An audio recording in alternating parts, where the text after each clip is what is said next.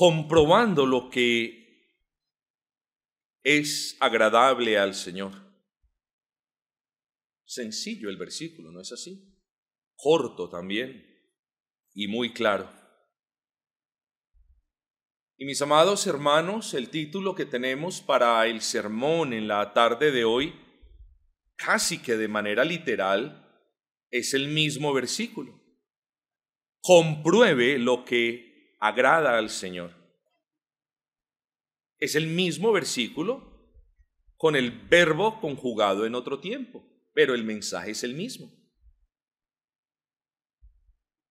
Yo estoy convencido, mis amados hermanos, que este versículo no es que sea más importante que otros que hemos expuesto en este mismo contexto, pero es igual o tan importante que lo vamos a ver la otra semana. Este versículo es reiterado más adelante de otra manera, y cuando nosotros en la bendita palabra del Señor encontramos una reiteración o una repetición de un versículo, lo primero que debemos descartar es, el apóstol Pablo, ¿por qué lo habrá escrito? ¿No tenía algo mejor que escribir? Desde luego que eso no se nos pasa por la mente a los creyentes. Lo primero que tenemos que concluir es, aquí hay un mensaje grande e importante para la iglesia de Éfeso, pero hoy también hay un mensaje importante para mí. Una reiteración de un versículo es, de cierta manera, la manifestación de la importancia que el Espíritu Santo le da a ese versículo que reitera. Comprobando, dice la palabra del Señor, versículo número 10, lo que es agradable al Señor. Lo primero que tenemos que hacer cuando nos adentramos en un texto es estar seguros cuál es el debido contexto, cuál es la enseñanza que el apóstol Pablo o que ha precedido al versículo que estamos considerando, y cuál es la enseñanza quizás a manera de consecuencia, de conclusión o de aplicación del texto que estamos poniendo debajo de la lupa, si puedo hablar de ese modo. Yo les voy a pedir que para que establezcamos entonces el debido contexto, nosotros miremos un poquito hacia atrás, no muy lejos, y hago referencia al capítulo número 4 de esta misma carta, porque el versículo que tenemos frente a nosotros es precedido por una serie de contrastes. Una serie de contrastes que el apóstol no usa ni una, ni dos, ni tres, ni cuatro, usa más veces y usa esos contrastes para recordarles a los hermanos de la iglesia de Éfeso quiénes ellos eran antes de venir a Cristo. Y son contrastes donde les dice, ustedes eran esto, pero ahora son esto. Ustedes hacían esto, pero ahora no lo hacen. Antes eran gentiles, pero ahora no lo son, en el sentido espiritual de la palabra. Yo creo que vamos y hagamos el ejercicio, no es muy largo. Capítulo 4, versículo 17. Vamos a poner las cosas en su debido contexto. Capítulo 4, versículo 17 dice, esto pues digo y requiero en el Señor. Miren el contraste. Que ya no andéis como los otros gentiles que andan en la vanidad de su mente. Versículo 22 de ese mismo capítulo. En cuanto, aquí está el contraste, en cuanto a la pasada manera de vivir, despojados del viejo hombre que está viciado conforme a los deseos engañosos, y versículo 24, y vestidos del nuevo hombre. Son continuos contrastes. Aterricemos en el capítulo 5 y veamos el versículo 1. Sed pues imitadores de Dios, dice, como hijos amados. ¿Dónde está la antítesis o con qué es comparado? Versículo 6 al final, hijos de desobediencia. Nos dice, ustedes son hijos de Dios, imítenlo.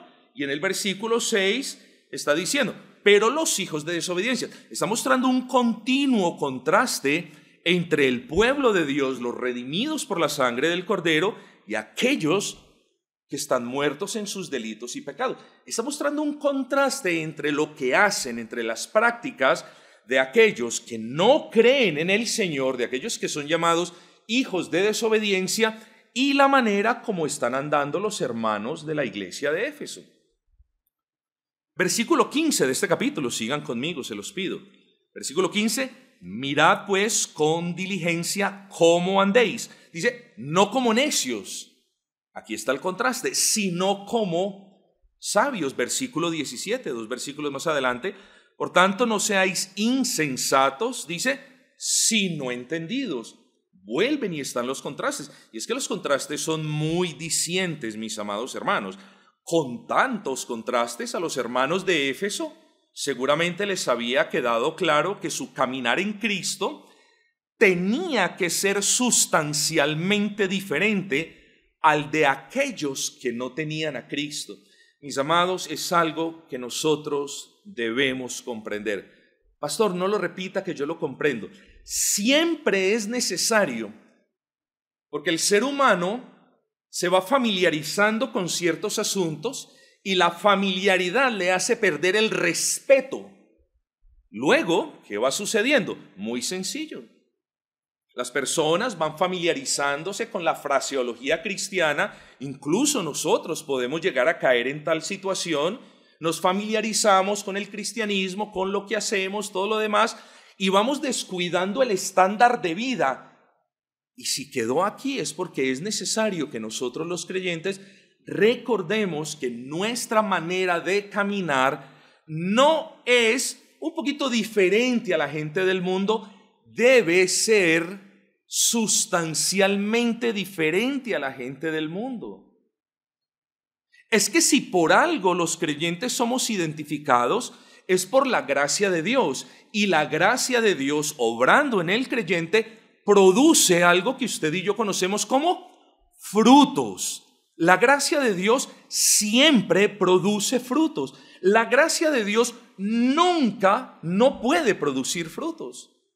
Puede que cuando usted está en el pecado, cuando descuida los medios de gracia, cuando no se congrega regularmente, puede que la abundancia de los frutos no sea tanta, pero siempre van a haber frutos por medio de los cuales el mundo lo identifique a usted. Pero no me pida que en un árbol donde no hay frutos uno diga, sí, mira la gracia de Dios. Es difícil de discernir ese asunto. Luego, mis amados hermanos, es muy pertinente que nosotros seamos recordados en la tarde de hoy que debemos producir estos frutos simplemente porque es la realidad de nuestra condición. Nuestro caminar debe ser sustancialmente diferente a los que no tienen a Cristo. La iglesia de Éfeso era una iglesia hermosa, era obediente y era una iglesia santa. El Espíritu de Dios se manifestaba en la iglesia y no es factible que ellos no hayan entendido. Con todos estos contrastes, resulta difícil nosotros llegar a la conclusión que los hermanos en Éfeso nunca entendieron que sus vidas como hijos de Dios no podían asemejarse a las vidas de aquellos a las que el apóstol está llamando, o sea, está haciendo referencia como hijos de desobediencia. Nuestras vidas, hermanos queridos, no deben ser como las personas del mundo. Nosotros debemos vivir de una manera distintiva. Y como lo vamos a ver, no tanto porque tengamos que hacerlo, sino porque esa es la respuesta a la gracia de Dios. Nosotros vivimos de manera diferente, en cierta manera, no tanto porque lo quiero hacer o me toca hacerlo o Dios dice y entonces, no, nosotros vivimos de una manera diferente, sustancialmente diferente, porque la esencia de nuestra naturaleza no es la misma esencia de la del mundo. Luego, en consecuencia o en respuesta a esa nueva naturaleza que nosotros hemos tenido en Cristo, por eso nosotros somos gente diferente. Cuando Dios no ha obrado en una persona, y esa persona, y este es un peligro que corre en todas las iglesias, Y esa persona está en medio de los hermanos, repite lo que dicen los hermanos, habla como hablan los hermanos, se conoce los versículos que se conocen algunos hermanos. Luego, esas cosas, hermanos, no es que sean malas. El punto es que si Dios no ha obrado en una persona, esa persona va a hacer esfuerzos carnales por asemejarse al hermano o a la hermana o al hermano en la parte trasera. Pero tarde o temprano esos esfuerzos se van a desmoronar, porque la obra que no es del Espíritu, tarde o temprano va a mostrar su real valor. Ustedes conocen la expresión, oiga, no pele el cobre. ¿Qué significa la expresión? Son cadenas que no son de oro, parecen de oro, pero apenas tú las limpias con un trapo, ya le ves el cobre adentro. Bueno, mis amados, la verdadera obra del Espíritu Santo en el corazón de los verdaderos creyentes resulta en un caminar diferente. No es que el apóstol les esté diciendo, no, el apóstol lo que está diciendo es recordándoles, haciendo de ayuda para los hermanos y recordándoles, oigan, los creyentes andan así, no así. Los creyentes son así, no así. Las comparaciones son odiosas, las inspiradas son útiles para nosotros, mis amados hermanos. Pero les dije, hay más contrastes. Los 5 que acabamos de considerar no son los únicos contrastes. Quizás hay otro contraste que aún no hemos mencionado, que creo que es más pintoresco, que creo que tiene un mayor significado, y es un contraste que, si usted lo lee bien, y ya lo vamos a leer, es un contraste que consta de 3 partes. Yo voy a esperar a que usted mire esas 3 partes. Vengan conmigo, por favor, al versículo número 8. Porque en otro tiempo erais tinieblas, mas ahora sois luz en el Señor, andad como hijos de luz. ¿Sí vio las partes? Están ahí, son claras. La primera parte, ¿quiénes éramos sin Cristo? La segunda parte, ¿quiénes somos ahora en Cristo? ¿Y cuál es la tercera? Es la consecuencia natural de quiénes somos en Cristo. Es sencillo. Vamos a hablar un poquito de este versículo, vamos a expandirlo, mis amados hermanos, porque en otro tiempo erais tinieblas. Eso éramos. La palabra de Dios testifica, no lo ponga de otra manera. No busque voltear una verdad que es clara. Antes de que Cristo nos salvara, cada uno de nosotros éramos eso, tinieblas. Las tinieblas es una expresión que por lo general el Espíritu Santo usa para transmitir la idea de desconocimiento o de ignorancia o de oscuridad o miseria o muerte. Bueno, esta no es la excepción. Antes, quiero que piense, mi amado, antes de que Cristo lo salvara, es probable que usted se creyera mucha cosa, gran cosa, ¿no es así? Y no éramos nada. Gran cosa nos creíamos y no éramos nada, nada más que tinieblas. Mi mamá, por cierto, tenía la razón que me decía, luz de la calle, oscuridad en la casa. Éramos unos hipócritas. Nos proyectábamos de una manera muy digna, muy educada, muy decente, con quienes teníamos que hacerlo. Pero la realidad de nuestras vidas es que todas ellas eran tinieblas.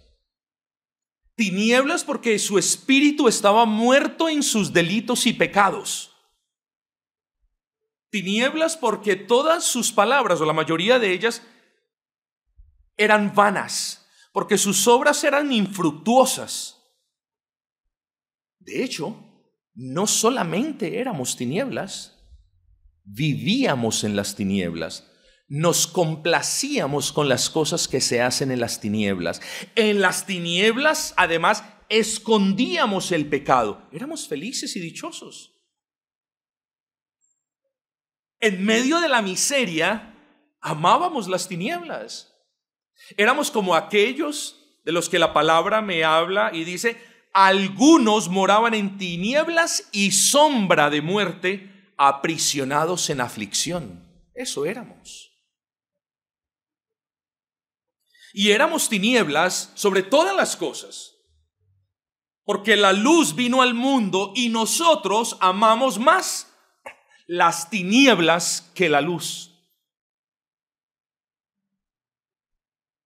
Eso éramos antes de Cristo.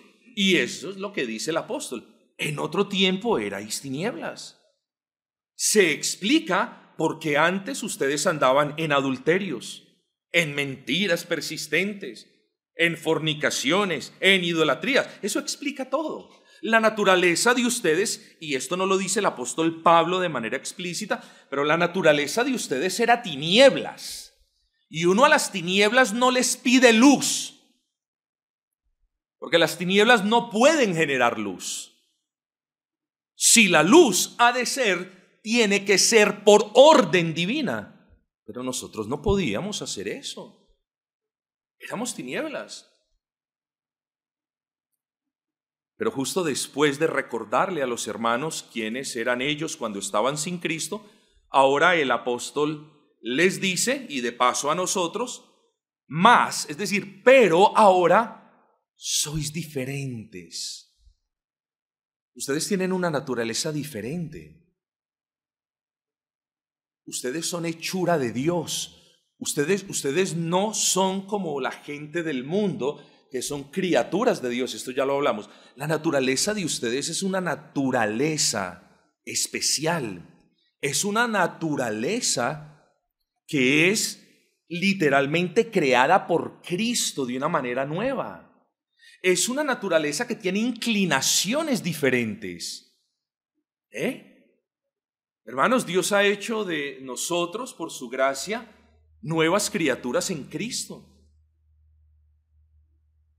Su gracia no remendó su corazón y en realidad tampoco lo cambió. Yo creo que en ese aspecto deberíamos considerar, hablar o testificar de una mejor manera de lo que el Señor ha hecho en nosotros. No, es que Dios me cambió. No, Dios no nos cambió. Dios ha hecho de nosotros nuevas criaturas en Cristo. Y como nuevas criaturas en Cristo, tenemos entonces ya no los gustos del mundo, sino que ahora procuramos agradar a Dios. Ahora nuestros corazones no están inclinados a la maldad del mundo, sino que ahora el Señor y su gracia los ha inclinado para que inquiramos qué es lo que le agrada a Él para hacerlo. Hombre, esto no es el apóstol Pablo diciendo, tienen que hacer esto, como cristianos tienen que hacer aquello otro, y como cristianos luego, después que terminen todo, tienen que hacer esto. No, es diciéndonos, ustedes son diferentes, las obras de ustedes son diferentes. La pregunta que yo les hago a ustedes es la siguiente: ¿son sus obras, sus palabras y pensamientos acordes a la nueva naturaleza que me está hablando el Espíritu Santo por medio del apóstol Pablo? Nos tenemos que examinar, mis amados. La examinación no duele, pero sí puede ser muy benéfica. Examinemos la manera en la que hablamos. Examinemos cómo nos comportamos primero en la casa, en los lugares de trabajo. Examinemos nuestro amor por la ley del Señor, por los hermanos de la iglesia, por Cristo. Miremos esas cosas, hagamos un inventario de nuestras vidas, hermanos, porque ahora somos luz en el Señor. ¿A qué le recuerda esto? ¿No le recuerda la creación? Que habían tinieblas y el Señor dio por su misma orden, en medio de las tinieblas resplandeció la luz. Sea la luz, y la luz fue. Bueno, es probable que el apóstol haya tenido este pasaje de Génesis en mente al querer decir que antes en nosotros no había nada aparte de tinieblas y que ahora la luz de una nueva vida en Cristo había sido creada. Por eso nos dice, pero ahora sois luz en el Señor. Hermanos, nosotros debemos madurar en el siguiente sentido. Nosotros debemos tener en claro quiénes somos en Cristo y qué implica honrar a Cristo en virtud de la obra suya en nosotros. Debemos madurar en eso. Debemos estar más pendientes, debemos recordar más quiénes éramos antes y lo que hacíamos, y debemos dar gracias al Señor por quiénes somos ahora en Cristo. Pero además de eso, hermanos, el punto del apóstol es hacer ese contraste en las obras muertas e infructuosas y nuestra obediencia evangélica al Señor. La pregunta entonces es si estamos dando esos frutos de una nueva vida para la gloria del Señor. ¿Nos conoce la gente allí afuera por la oscuridad que antes nos caracterizaba o por la luz que ahora somos? La orden es clara. Vuestra luz alumbre delante de los hombres para que ellos vean vuestras obras y glorifiquen a vuestro Padre que está en los cielos. ¿Ese es su caso? ¿Están viendo las personas, compañeros del trabajo, nuestra luz?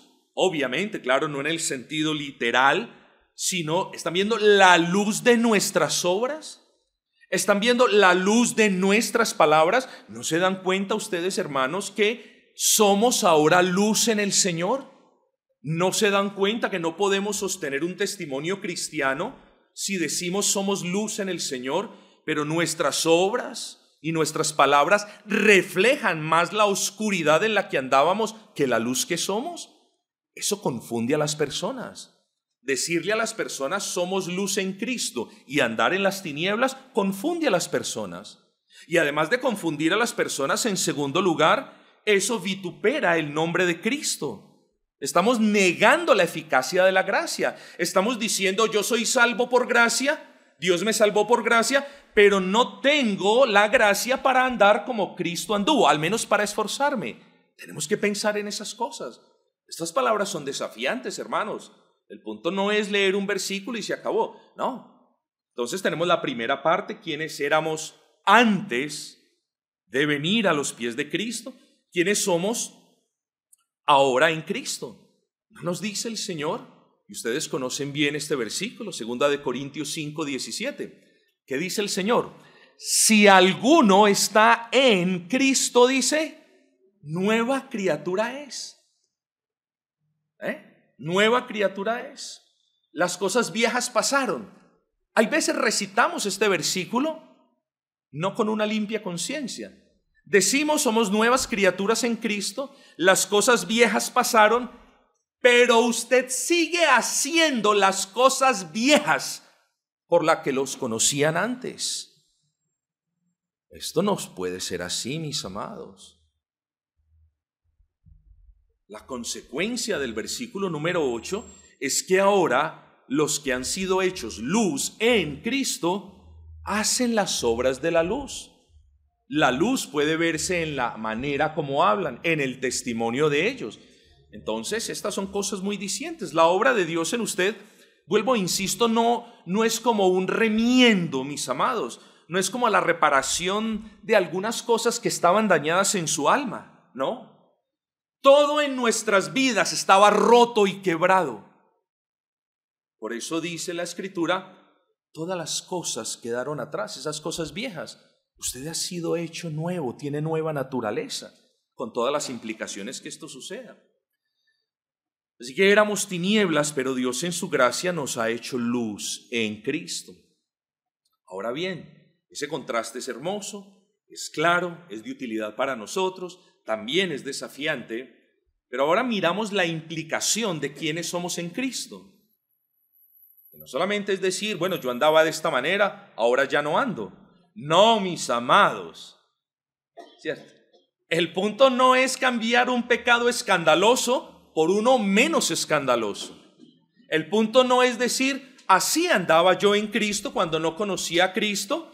El punto es decir, ahora ando como hijo obediente o como hijo de luz, que son dos expresiones que el apóstol usa en este contexto.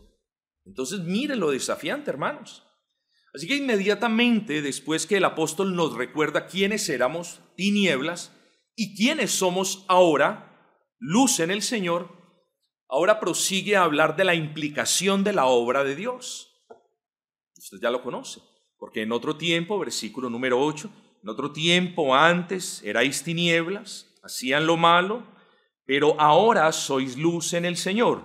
Es como si dijese, entonces, en consecuencia o por necesaria implicación, ahora anden como hijos de luz.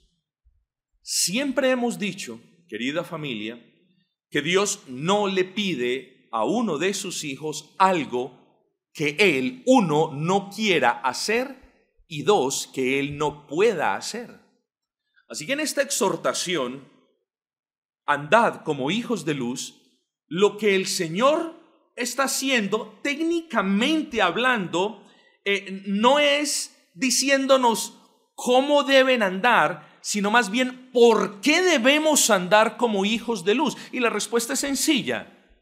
Andamos como hijos de luz por la obra de Dios en nuestros corazones. No tanto porque nos toque, ni porque eso es lo que tenemos que hacer y ya se acabó el asunto. No tanto por miedo a las consecuencias de no hacerlo. No, mis amados hermanos, los hijos de Dios somos llamados a andar como hijos de luz porque en la conversión Dios nos dio la potestad para hacerlo.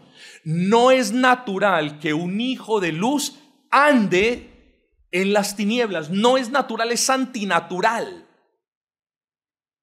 De la misma manera como es antinatural que a un hijo de las tinieblas le apetezcan, le agraden las cosas que le agradan al Señor, para nosotros como hijos de luz, como hijos del Dios Altísimo, es contra natura, contra la naturaleza, anhelar, extrañar, desear las cosas por las que las personas son condenados. Antinatural. No tiene sentido. Cada uno anda conforme a su naturaleza y no puede andar conforme a una naturaleza que no es la suya. Recordemos, mis amados hermanos, el viejo y antiguo ejemplo del gallinazo y el pajarito. Vamos haciendo un paralelismo entre nosotros, el creyente, y la gente del mundo. ¿Ambos somos humanos? Sí, ambos somos humanos. Bueno, ¿el pajarito y el gallinazo son aves? Sí, ambas son aves. ¿La naturaleza del creyente es la misma de la gente del mundo? No, no lo es. La naturaleza del pajarito no es la misma que la del gallinazo. Preséntele un trozo de mortecina al pichoncito a ver si se lo come. No le gusta, no va de acuerdo con su naturaleza. Preséntele alpiste al gallinazo, no se lo va a comer. El gallinazo quiere su mortecina. Entonces, por eso dice, cada uno anda conforme a su naturaleza. Nosotros andamos conforme a la naturaleza regenerada. Nosotros andamos conforme a esa nueva creación en Cristo. Así que al hijo de las tinieblas le gustan las tinieblas y aborrece la luz. Pero el Hijo de Dios debe ser lo contrario. De nuevo, no tanto porque tenga que hacerlo, porque si no esto o lo otro. Nosotros amamos la luz y aborrecemos las tinieblas en virtud de lo que Dios ha hecho. Eso lo tenemos que tener en cuenta. Es una consecuencia lógica. No quiero que lo vean como, ahora porque son hijos de Dios, entonces tienen que andar así. No, mis amados hermanos. Nosotros somos hijos de Dios y queremos andar así. Anhelamos andar así. Al hijo de las tinieblas le gusta agradarse a sí mismo. ¿Qué nos gusta a nosotros? Hermanos, cada día, qué bueno que pudiésemos hacer este ejercicio. Cada día nosotros deberíamos levantarnos con un proyecto en mente. El hermano tiene proyectos, la hermana tiene proyectos. Yo no tengo mayores cosas, pero muchos de ustedes tienen proyectos. Qué bueno que, si Dios permite que nosotros abramos nuestros ojos mañana, qué bueno que tomemos la buena costumbre de decir: hoy tengo un proyecto de vida que supera a todos los demás. ¿Cuál? Hoy voy a agradar a mi Dios. Ese es el mayor proyecto que nosotros podemos tener de vida, mis amados hermanos. Hoy voy a agradar a Dios. Los hijos de Dios podemos ser torpes en ocasiones y hasta descuidados, pero nunca, hermanos, nunca podemos ser amantes de las tinieblas ni del pecado, porque no hay una concordancia, hay una mutua exclusión entre ser hijos de Dios y amar el mundo y el pecado. Una mutua exclusión. Es decir, lo uno no puede convivir con lo otro. Hay una mutua exclusión entre la nueva naturaleza que Dios nos ha dado como hijos de luz y las tinieblas que tanto amábamos. No.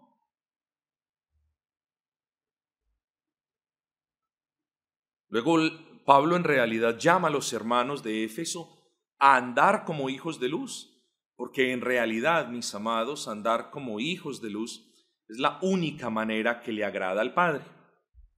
Versículo 8, porque en otro tiempo erais tinieblas, ya vimos lo que hacíamos en las tinieblas, nuestra naturaleza vieja, mas ahora sois luz. ¿En quién? En aquel en quien hemos confiado, en el Señor. En consecuencia, anden como hijos de luz. Versículo 9, noten ustedes el paréntesis, muy útil. No son muy frecuentes en las Sagradas Escrituras, pero estos paréntesis tienen propósitos. Ya de antemano él está explicando cómo andan los hijos de luz. Esa es una manera en la que podemos verlo. Porque el fruto del Espíritu es en toda bondad, justicia y verdad. Volvemos a lo que hablábamos ahora. No podemos decir, ve, mira, él dice ser hijo de luz, profesa ser un creyente, pero no hay frutos. No hay frutos de verdad. Es un mentiroso. No hay frutos bondadosos. Es una persona malvada, es una persona que no es útil, es una persona que no es benigna. Oh, pero sobre todo, no hay frutos de justicia. No hay deseos de hacer lo correcto. No hay amor por la bendita ley del Señor. Entonces, hermanos, los creyentes, un recorderis, producimos ese fruto por la obra y gracia del Espíritu. Porque el fruto del Espíritu, dice la palabra, es en toda bondad, justicia y verdad. En toda bondad. Bueno, nosotros los hijos de luz procuramos andar en toda bondad. Procuramos pensar, hablar y hacer las cosas buenas. No que nos gusten, no, las cosas que son buenas conforme a la palabra. Procuramos hacer el bien a los hermanos. Procuramos hacer el bien en la iglesia. Esa es una de las consecuencias lógicas de ser hijo de luz. Dice, en toda justicia. ¿Qué quiere decir esto? Bueno, que uno de los frutos o los componentes del fruto del Espíritu en este contexto es que nosotros amamos obedecer. Para nosotros obedecer no es una carga. Nosotros queremos hacer lo que es correcto y recto delante del Señor. Nosotros queremos hacer toda cosa buena y virtuosa y sana en la familia de la fe o donde quiera que nosotros estemos. Pero dice también el texto, y en toda verdad. Esto apenas necesita explicación.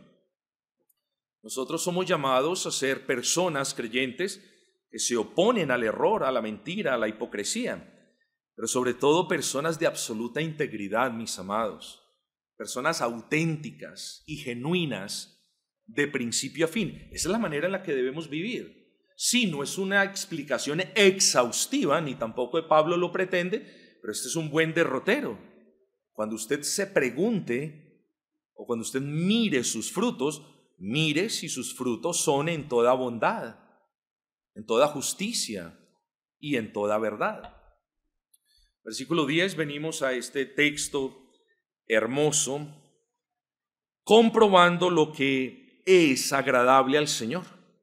Ese fue el versículo con el que comenzamos, mis amados.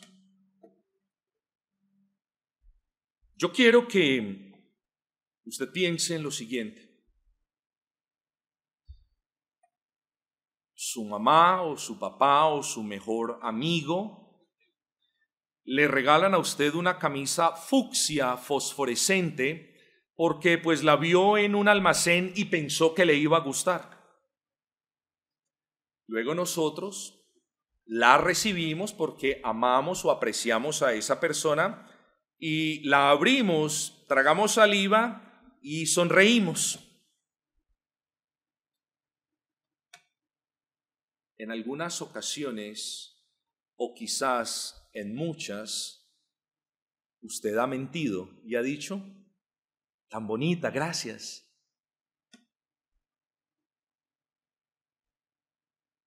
¿Por qué les pongo este ejemplo, hermanos? Porque Dios, por el amor que nos tiene a nosotros, jamás nos va a decir gracias por las buenas intenciones que tuvieron. Yo conozco el corazón. Tuvieron buena intención. Muchas gracias.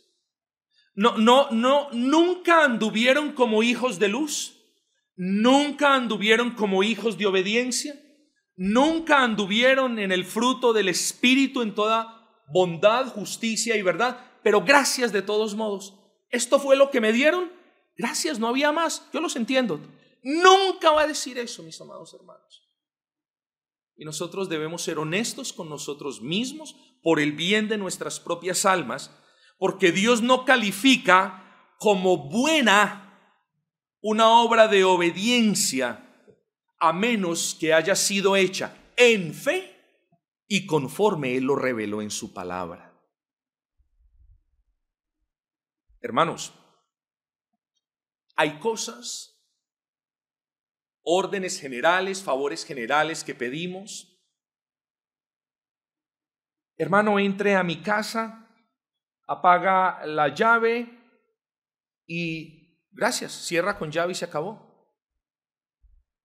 Él verá si entra en la mañana, en la tarde, él verá si primero se sienta y toma un vaso con agua y luego cierra la llave. Él verá. Podemos hacer cosas, ciertas cosas, dentro de la libertad que nosotros tenemos para hacer cosas. Pero en los asuntos del Señor no tenemos la potestad para cambiar nada de lo que el Señor nos ha mostrado, de lo que el Señor ha revelado, del cómo debemos andar para el Señor. Nada de eso podemos cambiar.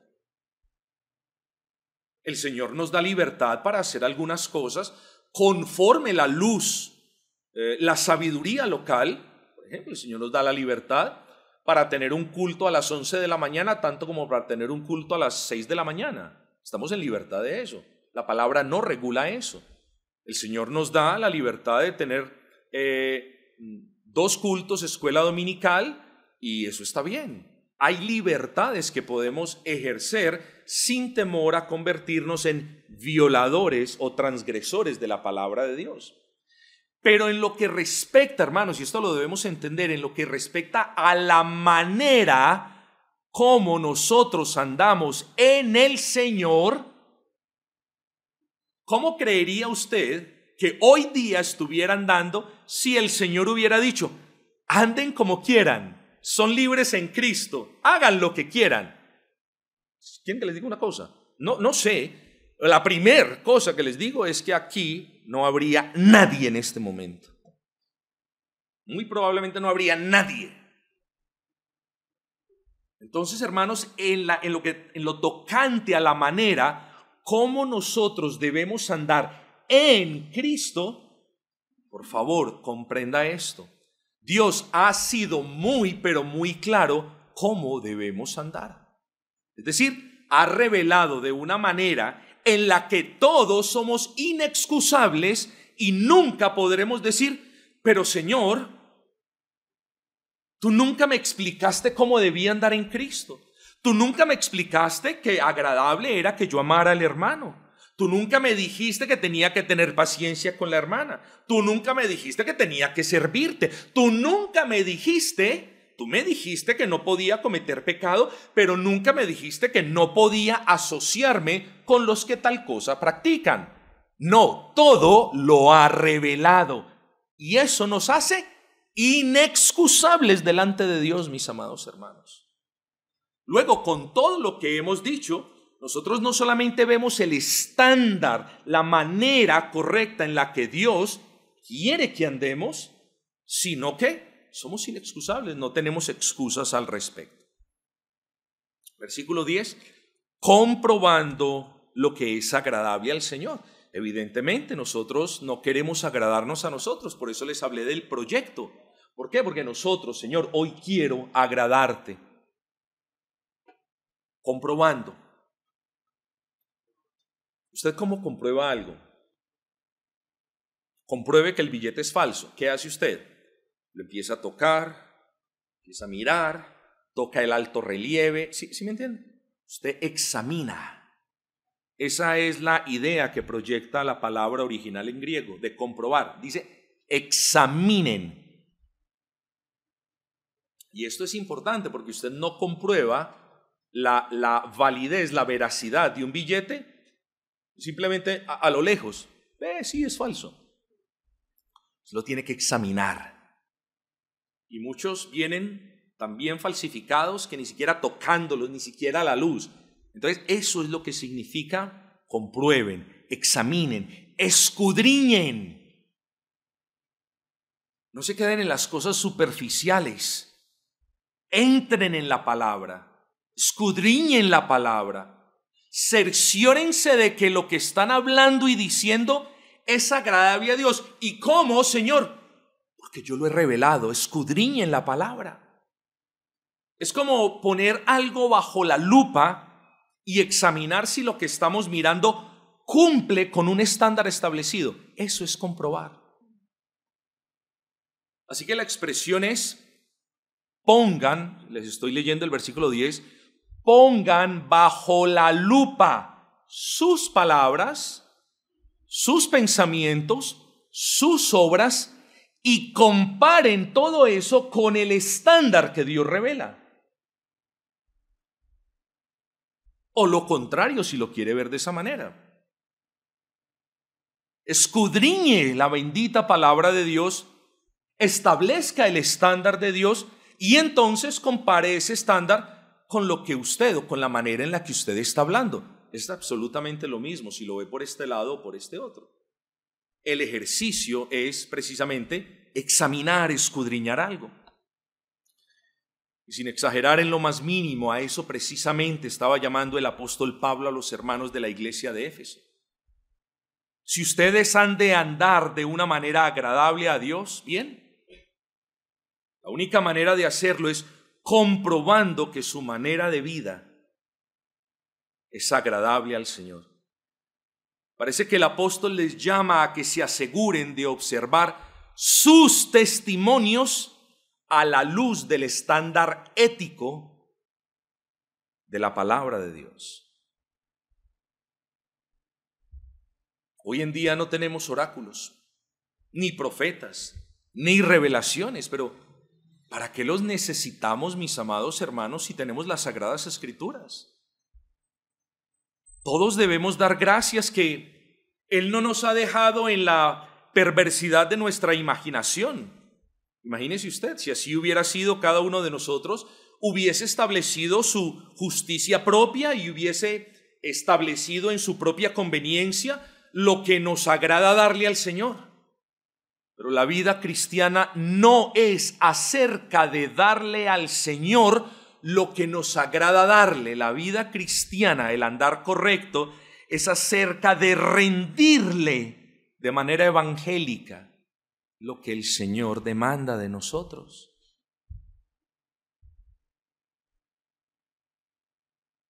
Miremos entonces, mis amados, las páginas de las Sagradas Escrituras, porque la orden es clara. Comprobemos lo que es agradable al Señor.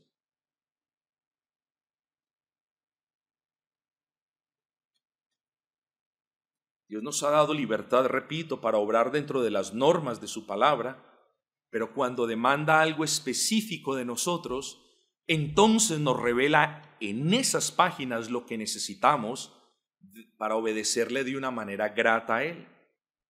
Yo quiero que usted traiga a su mente en este momento, por favor, el tabernáculo de reunión. ¿Se acuerdan? El que construyó Moisés. ¿Qué tanto se hubiera posado la gloria de Dios sobre el tabernáculo si Moisés, en vez de usar un tipo de madera, hubiera usado otra? Si para ahorrar oro hubiese simplemente utilizado cobre. Si en vez de cortinas de lino hubiese usado cuero de vaca.